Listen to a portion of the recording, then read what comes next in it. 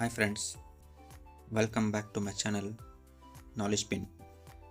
ಇವತ್ತಿನ ಈ ವಿಡಿಯೋದಲ್ಲಿ ನಾವು ಸೆಂಟ್ರಲ್ ಗೌರ್ಮೆಂಟ್ದಿಂದ ಅನೌನ್ಸ್ ಆಗಿದ್ದು CTET ಅಂದರೆ ಸೆಂಟ್ರಲ್ TET ಎಕ್ಸಾಮ್ ಬಗ್ಗೆ ಕೆಲವು ಮಾಹಿತಿಗಳು ಹಾಗೂ ದಿನಾಂಕಗಳು ನೋಡುತ್ತಾ ಹೋಗೋಣ.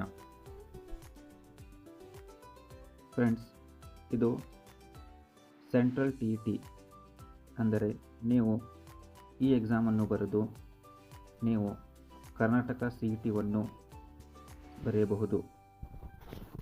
ಇಲ್ಲಿ ಇದು ಕೇಂದ್ರ ಸರ್ಕಾರದಿಂದ ನಡೆಸುವ 21ನೇ ಪರೀಕ್ಷೆ ಆಗಿರುತ್ತದೆ. ಇದು ಪ್ರತಿ ವರ್ಷ 2 ಸಲ ಎಕ್ಸಾಮನ್ನು ಕಂಡಕ್ಟ್ ಮಾಡ್ತಾರೆ. ಇದು ಸಹ ನಮ್ಮದು ಕರ್ನಾಟಕ TET ಇದ್ದ ಹಾಗೆ. ನೀವು ಇಲ್ಲೇ ಎಕ್ಸಾಮನ್ನು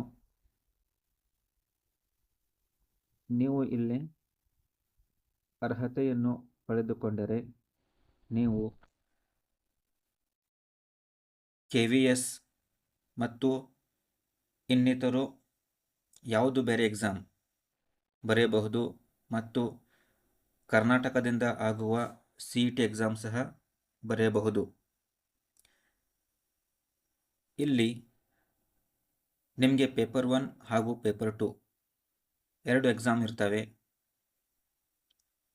ಇಲ್ಲಿ ಎಕ್ಸಾಮ್ ಡೇಟ್ ನಿಮಗೆ 8 ಫೆಬ್ರವರಿ 2026 ಅಂದರೆ ಸಂಡೇ ಅನ್ನು ಅನೌನ್ಸ್ ಮಾಡಿರ್ತಾರೆ. ಇದು ನಿಮಗೆ ಬಹಳ ಯೂಸ್ ಆಗುವುದು. ನೀವು ಈ ಎಕ್ಸಾಮನ್ನು ಪಾಸ್ ಮಾಡಿಕೊಂಡು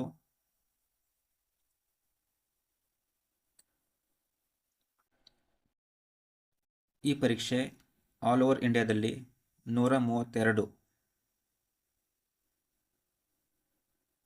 ಸಿಟಿಯಲ್ಲಿ ನಡೀತವೆ. ಇದು ಹೋದ ಸಲ ಆನ್ಲೈನ್ ಎಕ್ಸಾಮ್ ಇತ್ತು. ಈ ಸಲನೂ ಆನ್ಲೈನ್ದಲ್ಲಿ ಎಕ್ಸಾಮನ್ನು ನಡೆಸಬಹುದು. ಇಲ್ಲಿ ಪೇಪರ್ 1 ನೀವು ಎಕ್ಸಾಮ್ ಬರೀಲಿಕ್ಕೆ PUC ಮತ್ತು D.Ed ಪಾಸ್ ಆಗಿರಬೇಕು. ಪೇಪರ್ 2 ಎಕ್ಸಾಮ್ ಬರೀಲಿಕ್ಕೆ ಪದವಿಯನ್ನು ಕಂಪಲ್ಸರಿ ಹೊಂದಬೇಕು. ಇದರ ಜೊತೆಗೆ D.Ed ಅಥವಾ B.Ed ಎರಡರಲ್ಲಿ ಯಾವುದಾದ್ರು ಪಾಸ್ ಆಗಿರಬೇಕು. ನೀವು ಪದವಿ ಆಮೇಲೆ D.Ed ಹೊಂದಿದರೆ ನೀವು ಪೇಪರ್ 1 ಹಾಗೂ ಪೇಪರ್ 2 2 ಎಕ್ಸಾಮ್ ಸಹ ಬರೀಬಹುದು. ಇಲ್ಲಿ B.Ed ಮತ್ತು ಡಿಗ್ರಿ ಹೊಂದಿದರೆ ನೀವು ಪೇಪರ್ 2 ಮಾತ್ರ ಬರೀಲಿಕ್ಕೆ ಅವಕಾಶ ಇರ್ತದೆ.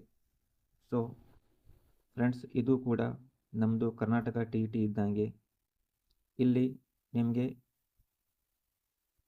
ಮತ್ತೊಂದು ಅವಕಾಶ ಸಿಕ್ಕಿದೆ. ಇದರ ಉಪಯೋಗವನ್ನು ಪಡೆಯಬೇಕೆಂದು ತಮ್ಮಲ್ಲಿ ಕೇಳಿಕೊಳ್ಳುತ್ತೇನೆ. ಈ ಮಾಹಿತಿಯಲ್ಲಿ ತಮಗೆ ಇಷ್ಟವಾದರೆ ದಯವಿಟ್ಟು ಲೈಕ್, ಸಬ್ಸ್ಕ್ರೈಬ್ ಮತ್ತು ಶೇರ್ ಮಾಡಿರಿ. Thank you.